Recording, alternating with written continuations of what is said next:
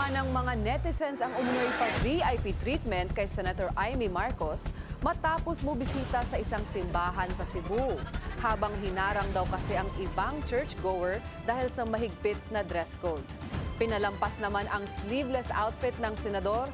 Yan ang Agenda Weekend Report ni Hannah T.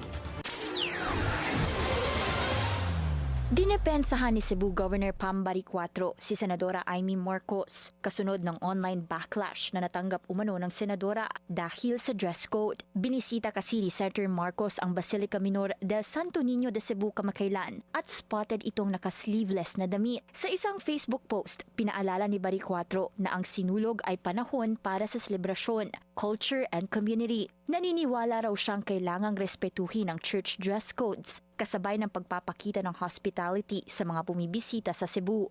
Ani Bariccuatro, nangyayari talaga ang missteps at misunderstandings, kaya pinipili niya raw ang pag-intindi kaysa panghuhusga. Panawagan niya sa mga kapwa Cebuano, let's not be quick to judge, at dapat daw isaalang-alang ang kahulugan ng sinulog para sa lahat, ang pagmamabuting loob. Bilang longtime friend di Senadora Amy, may pareho raw silang mga advokasya at dati na rin nagtrabaho para sa food security. Agaran namang humingi ng dispensa si Senadora Amy sa mga Cebuano at nagpasalamat kay Bariccuatro. Kamakailan ay ikinasalang anak ni Senadora Amy na si Matthew Manotoc sa Cebu Cathedral. Wedding bells were on the horizon nang ikasal ito sa beauty queen na si Jamie Harrell. Kumpleto at supportive ang pamilya ni na Senadora Amy at dati niyang asawa at sportsman na si Tommy Manotoc sa nasabing kasal. Naroon din si dating First Lady Imelda Marcos, kapatid ni Senadora Amy na si Irene at pamangkin at presidential son Vinnie Marcos. Para sa Agenda Weekend, Hannah T,